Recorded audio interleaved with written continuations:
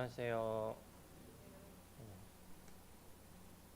그 수요 집회 대부분 이제 말씀 전하기 전에 이제 사회 하시는 분들 저도 마찬가지인데 이제 기도 내용에 거의 항상 포함되는 내용이 앞에 나와서 이제 말씀하시는 형제님의 입술을 주장해 달라는 기도를 항상 하시는데 제가 할 때는 뭐 크게 못 느꼈지만 이렇게 말씀 전하러 올라오는 입장에서 그 기도를 들을 때 하나님께서 힘을 주시는 것을 느낍니다. 그래서 오늘도 네, 하나님의 말씀을 어, 전할 수 있기를 바랍니다. 오늘은 여호수아에 대해서 한번 살펴보려고 합니다. 여호수아가 처음에 어떻게 등장했는지에 대해서 성경에서 어떻게 등장했고 어떤 모습을 저에게 보여주는지에 대해서 살펴보겠습니다. 일단 출애굽기 17장 함께 보시겠습니다. 출애굽기 17장 9절에 보시면은 아말렉과의 전투에서 여호수아가 처음 성경에서 등장하는 장면입니다. 출애굽기 17장 9절, 10절 제가 읽어드리겠습니다. 모세가 여호수아에게 이르되 우리를 위하여 사람들을 택하여 나가서 아말렉과 싸우라. 내일 내가 하나님의 지팡이를 손에 잡고 산 꼭대기에 서리라. 여호수아가 모세의 말대로 아말렉과 싸우고 모세와 아론과 홀은 산 꼭대기에 올라가서 여호수아가 13절입니다. 여호수아가 칼날로 아말렉과 그 백성을 쳐서 무찌르니라. 아말렉과의 전투가 있기 전에는 이스라엘 백성들이 신광야를 떠나서 르비딤에 이르렀습니다. 여기서 일어났던 사건은 이스라엘 백성들이 목이 말라서 모세에게 불평을 하는 장면이 나옵니다. 그래서 모세가 하나님께 구하여서 반석을 쳐서 물이 나와 마실 수 있게 해줍니다. 그리고 나서 곧바로 아말렉이 이스라엘을 쳐들어오는 장면이 이어집니다.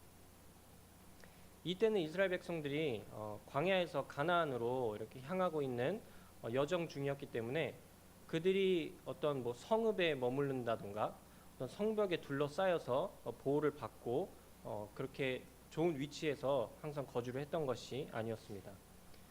그렇기 때문에 어떤 뭐 군대가 쳐들어온다, 아말렉이 쳐들어온다 할 때는 긴박한 상황이었을 것이라고 생각이 됩니다. 근데 이때 모세가 여호수아에게 우리를 위하여 사람들을 택하여 나가서 아말렉과 싸우라라고 명령을 합니다. 이때 여호수아의 이름이 처음 등장하게 되는 장면입니다. 저희는 이때까지만 해도 물론 저희가 이제 여호수아가 어떤 사람인지 알고는 있지만 성경을 이렇게 순서대로 읽다 보면은 이때까지만 해도 여호수아가 누구인지 모릅니다. 왜냐하면 이때 처음 등장하기 때문에 그가 어떤 일을 해왔는지 모르는데 모세가 여호수아에게 전투를 앞장서서 맡기는 장면을 확인하게 됩니다.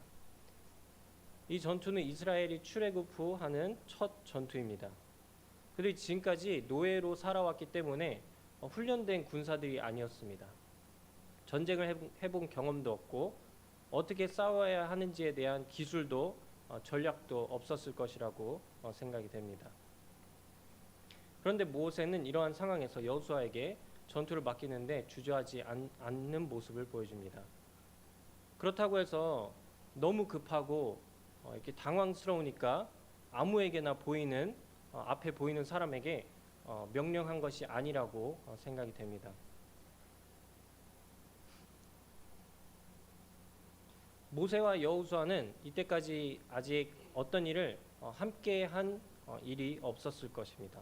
그래서 여호수아를 어떤 사람이었는지 자세히는 알 수 없습니다. 저희가 누구를 알려면 그 사람과 함께하고 일을 같이 해왔을 때 이 사람이 어떤 사람이었는지 가장 잘 알게 됩니다. 그러나 이번에는 처음이었기 때문에 잘 알지 못했습니다. 그런데도 여호수아는 이때까지 자신이 앞으로 어떻게 하나님을 섬길지 그리고 무엇을 위해 사용이 될지 아마 몰랐을 거예요. 그렇지만 준비를 해왔을 것입니다.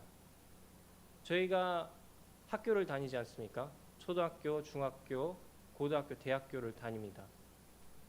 물론 꿈이 있어서 나는 무엇이 돼야겠다라고 생각하는 사람들도 있지만 나중에 내가 무엇을 해야 되는지 모르지만 그래서 그래도 무엇을 할 수 있을지에 대한 대비를 위해서 공부를 하며 준비를 합니다. 그리고 요즘 대학생들은 자격증도 많이 땁니다. 뭐 영어 자격증이며 이런 필요한 자격증들을 많이 따면서 준비를 합니다. 그래서 무엇인가를 하기 위해서는 대부분 그냥 즉흥적으로 하는 것이 아니라 준비가 필요합니다. 요리를 할 때도 칼을 쓰는데 무뎌진 칼은 사용할 수가 없습니다. 칼날이 잘 갈려 있어야 제대로 쓸 수 있는 것입니다. 저희는 청년의 때가 가장 중요한 시기라고 많이 말을 합니다. 저도 많이 말을 들었습니다. 청년의 시기에는 준비도 할 수 있고 이것저것 경험도 해볼 수 있고 많이 일을 해야 될 때이다라는 말씀을 많이 들었습니다. 참 그때 순종을 배울 수 있고요. 섬김을 배우고 말씀을 배우고 이렇게 나 자신이 준비되어질 수 있는 최적의 시기입니다. 그렇게 여호수아는 준비된 사람이 어떤 것을 모세가 보았을 것입니다. 이렇게 모세로부터만 여호수아가 인정을 받은 건 아니었습니다. 준비가 되어진 여호수아는 인도자였던 모세로부터 명령을 받았지만 그가 전투의 경험이 없었지만 전투를 위해서 사람들을 모집하여 싸우러 나갔을 때 그들을 따랐다는 것은 모두가 그를 인정했다는 것을 알 수 있게 됩니다. 아무리 인도자가 어떤 사람을 택해서 이 사람을 따라라 하더라도 그 사람이 정말 형편이 없는 사람이고 준비가 돼 보이지 않는 사람이라면 그 중에서는 따르지 않는 사람이 생길 수도 있습니다. 그러나 여호수아는 그렇지 않았던 것을 알 수 있습니다. 디모데전서 4장 12절에 누구든지 네 연소함을 업신여기지 못하게 하고 오직 말과 행실과 사랑과 영과 믿음과 정절에 대하여 믿는 자에게 본이 되어 라고 사도 바울이 디모데에게 말한 것처럼 아마도 여호수아도 이스라엘 백성들에게 말과 또 행실과 사랑과 영과 믿음과 정절에 대해서 그들에게 본이 되는 사람이지 않았을까 생각이 됩니다. 이렇게 여호수아는 처음으로 등장을 하게 되고 이스라엘 백성을 아말렉과의 전투에서 승리를 하게끔 앞장서서 나옵니다. 여호수아의 화려한 첫 등장입니다. 저희가 여호수아의 첫 등장만 살펴보는 것이 아니라 첫 5번의 여호수아가 어떻게 묘사가 되는지에서 살펴보겠습니다. 두 번째 여호수아가 등장할 때는 출애굽기 24장 13절입니다. 출애굽기 24장 13절에는 시내산에 모세와 함께 올라가는 장면입니다. 모세가 그의 부하 여호수아와 함께 일어나 모세가 하나님의 산으로 올라가며 24장에서는 모세와 아론과 또 그의 아들들 그리고 70인 장로들과 함께 하나님께 경배를 드리고 또 하나님께서 모세에게 산으로 올라와서 하나님께서 모세가 백성들을 가르칠 수 있도록 율법과 계명을 친히 돌판에 기록하여 주시겠다고 말씀하셔서 이제 모세는 산에 오르게 됩니다. 이때 아론의 아들들 그리고 이스라엘의 70인 장로들은 함께 산에 오르지 못합니다. 그런데 이때 유일하게 여호수아를 데리고 갑니다. 하나님께서 유일하게 산에 오를 수 있도록 허락하신 사람은 모세와 여호수아였던 것입니다. 여호수아는 훗날 이스라엘의 지도자가 될 사람이었습니다. 모세의 부하라고 묘사가 돼 있는데요. 설명을 하고 있습니다. 여호수아는 모세의 부하였고, 이제 그 영어도 이제 여러 번역으로 보니까 뭐 보좌관, 섬기는 자, 뭐 이런 단어들로 묘사가 돼 있더라고요.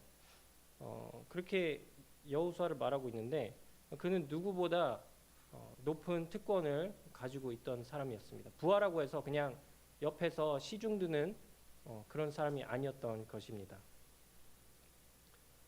이렇게 이스라엘 백성들이 여호수아를 나중에 자연스럽게 지도자로 받아들일 수 있도록 되는 과정이 되었습니다.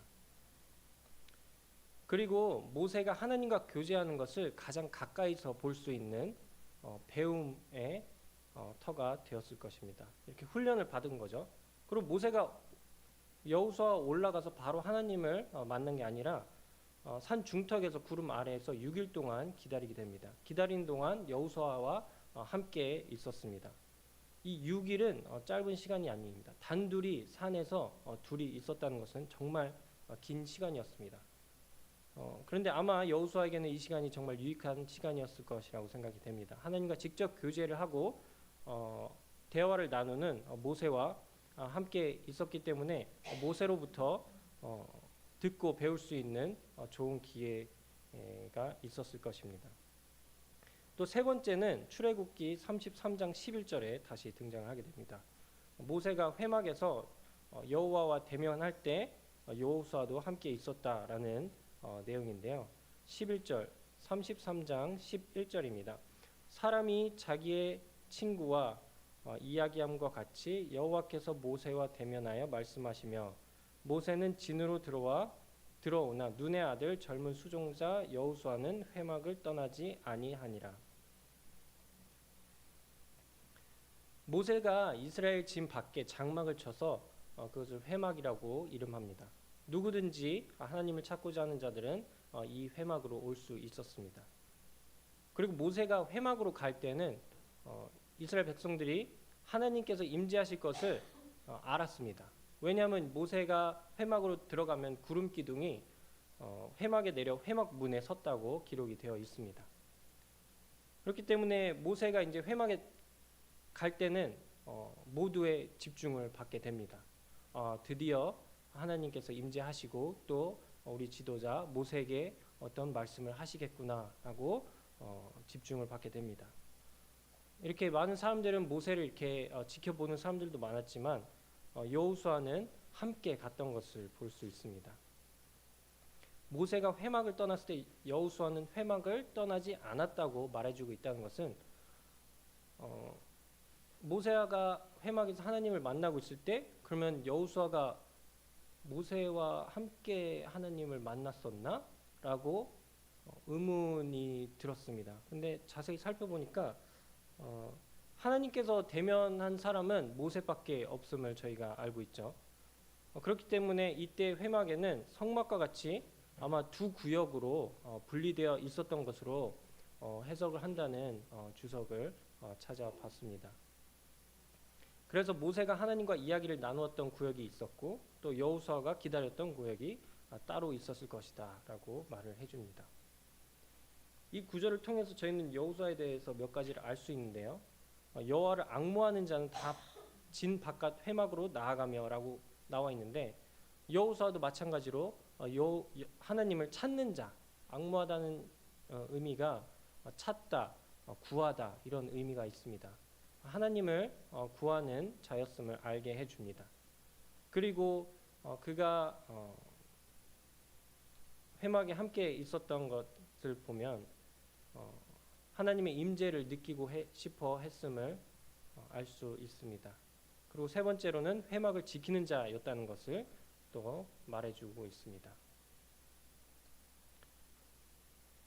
네 번째 등장은 저희 민수기로 가서 민수기 11장 28절에 나옵니다.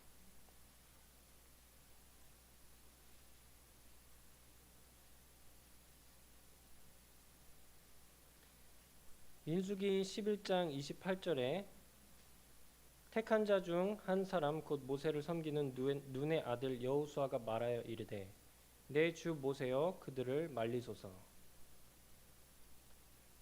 이때는 모세가 70여의 장로들을 모아 장막에 둘러섰고, 또 모세에게 임한 하나님의 영이 70인 장로들에게도 임하게 됩니다. 그리고 그들이 예언을 했다고 말씀해주고 있습니다.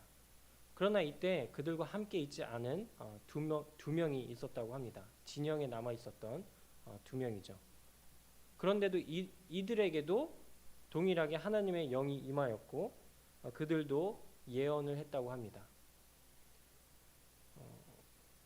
그것을 이제 알게 된 여호수아는 모세에게 알려서 이들이 예언을 하지 못하도록 하라라고 말을 합니다. 여호수아는 아마 착각을 했던 것 같습니다. 모세를 통해서만 하나님의 영이 임할 수 있다고 착각을 하지 않았나 싶습니다. 모세가 말하는 내용을 보면 여호수아는 모세를 통해서만 그래야 한다고 생각한 걸 수도 있겠다라고 생각이 됩니다. 그래서 모세는 여호수아를 꾸짖습니다. 네가 나를 두고 시기하느냐? 나를 위해 대신 너가 시기하느냐라는 의미입니다. 그들이 예언을 할 수 있었던 것은 하나님의 영이 그들에게 임했기 때문입니다. 바로 하나님이 하신 일이라는 거죠. 여기서 자기가 옳다 생각하는 방법과 다르게 일을 하는 사람들을 정죄하는 여호수아를 꾸짖은 것입니다. 모세를 통해 하나님의 영을 받아 예언을 하는 것이 옳다라고 생각했을 수도 있습니다. 그러나 이 일은 하나님께서 한 것이라고 가르쳐주고 있습니다. 민수기 13장 함께 보시겠습니다. 여기서 이제 5번째 모세가 등장하는 장면입니다. 모세가 아니고 여호수아죠. 네. 민수기 13장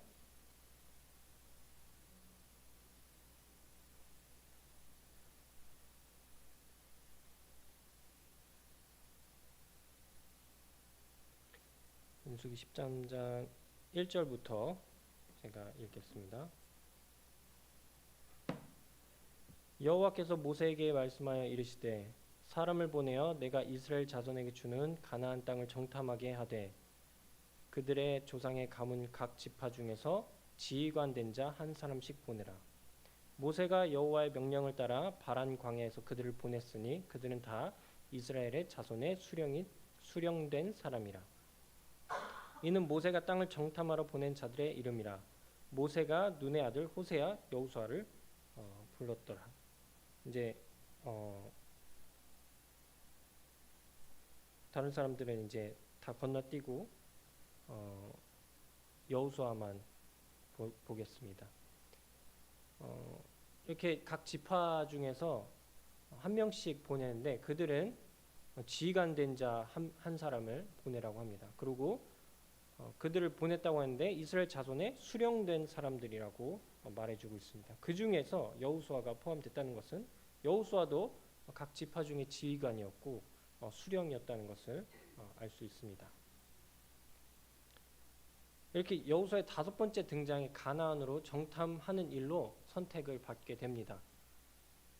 그리고 정탐을 하고 온 다음에 여호수아와 갈렙은 하나님께서 능히 그 땅을 그들에게 주실 수 있을 것이라고 젖과 꿀이 흐르는 땅이라고 하나님께서 준비한 땅이 좋다라고 백성들에게 말하지만 나머지 10명의 정탐꾼들은 이스라엘 백성에게 가나안 땅에 들어가면 죽을 것이다라고 말을 하게 돼서 이제 이스라엘 백성들이 겁을 먹게 됩니다. 그리고 흥분하게 됩니다. 이스라엘 백성들이. 그래서 그것을 진정시키기 위해 여호수아가 옷을 찢으면서 그 땅을 우리에게 주실 것이다 하나님께서라고 설득을 하려고 합니다. 14장에 보시면요 6절부터 보겠습니다. 그 땅을 정탐한 자 중 눈의 아들 여호수아와 여분네 아들 갈렙이 자기들의 옷을 찢고 이스라엘의 자손의 온 회중에게 말하여 이르되 우리가 두루 다니며 정탐한 땅은 심히 아름다운 땅이라. 여호와께서 우리를 기뻐하시며 우리를 그 땅으로 인도하여 들이시고 그 그 땅을 우리에게 주시리라. 이는 과연 젖과 꿀이 흐르는 땅이니라. 다만 여호와를 거역하지는 말라. 또 그 땅 백성을 두려워하지 말라. 그들은 우리의 먹이라. 그들의 보호자는 그들에게서 떠났고 여호와는 우리와 함께 하시느니라. 그들을 두려워하지 말라 하나. 이렇게 여호수아와 갈렙은 하나님을 의지하고 그 땅을 하나님께서 주실 것이라고 백성들을 설득을 하는 장면입니다. 하나님의 백성이 잘못된 길을 가려고 할 때 그들은 옷을 찢었다는 것은 분노가 있었다는 것을 보여주는데 이것은 건강한 분노라고 생각이 됩니다. 그들의 영적인 상태가 하나님께 있었기 때문에 건강한 상태임을 보여주고 있습니다. 이렇게 5번의 등장이 있고 그 다음번의 등장에서 여호수아가 차기 이스라엘 백성들의 지도자로서 세워지는 모습이 나옵니다. 이 5번의 등장만 성경에 기록되어 있지만 아마도 함께 있었던 이스라엘 백성들은 여호수아의 많은 모습들을 보았을 것이라고 생각합니다. 근데 이제 성경에 이제 5번의 이런 모습들만 기록되어 있기 때문에 저희가 이 부분들밖에 알 수는 없지만 그래도 이 5번의 등장만으로 어마어마한 모습을 보여주죠. 첫 번째로는 이스라엘의 첫 전투인 아말렉과의 전투에서 하나님께서 모세를 통해서 여호수아를 앞장 세워서 전투를 승리케 합니다. 이 장면을 보았을 때 저는 약간 영화 같다라는 생각을 했습니다. 제가 뭐라고 할까요? 약간 영웅들이 나타나는 그런 장면 중에 첫 등장신처럼 처음 나타났는데 영웅이 되는 그런 장면처럼 보인다라고 생각이 되었습니다. 근데 그렇게 하기 위해서는 자신이 어떤 부름을 받을지 모르고 어떻게 섬겨야 될지 몰랐기 때문에 철저하게 준비가 돼 있던 사람이었던 것을 확인을 할 수 있습니다. 그리고 두 번째 등장에서는 돌판을 받으러 시내산에 모세가 올라갔죠. 그때 이제 유일하게 함께 올라갈 수 있던 선택받은 사람이었던 것을 발견했습니다. 또 세 번째 등장에서는요, 회막에 있기를 즐겁게 여기는 여호수아를 발견했습니다. 하나님의 임재를 즐거워하는 사람이었습니다. 또 네 번째 등장에서는요, 잘못된 판단과 시기심이 있었지만 옳고 그름을 중요하게 여기는 사람이었던 것을 보여주고 있습니다. 또 5번째에서는 가나안 정탐을 하고 거인들과 같은 사람들을 보았지만 하나님께서는 그들보다 더 크신 분이신 것을 알고 또 우리와 함께 있기 때문에 그들을 두려워할 필요 없다고 말을 합니다. 그래서 하나님께서 승리케 하실 것을 말합니다. 잘못된 생각을 가진 백성들에게 옳은 말을 할 줄 아는 사람인 것을 보여줬습니다.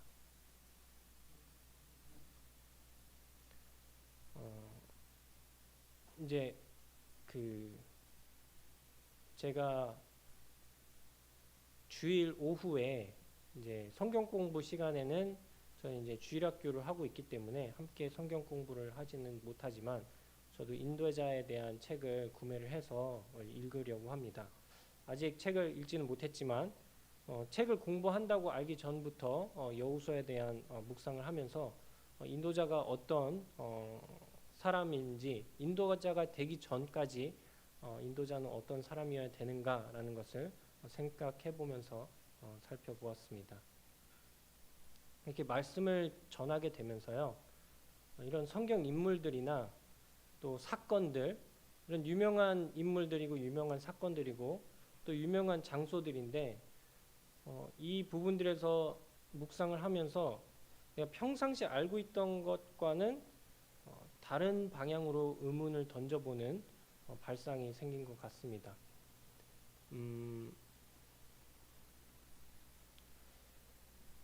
제가 이렇게 말씀을 전할 때마다 무엇에 대해서 앞에서 성도님들께 하나님의 말씀을 전해야 되는가라는 것이 가장 큰 고민입니다. 그런데 하나님께서는 정말 잘 알고 있는 그런 성경 내용인데도 그것에 대해서 또 다른 이렇게 교훈을 주시는 것을 보면서 하나님께서 참 말씀을 주시는구나라는 것을 경험하게 되는 또 그런 시간이 됐던 것 같습니다. 또 이 말씀을 하게 해주신 하나님께 감사를 드립니다. 네, 오늘 이상으로 마치겠습니다.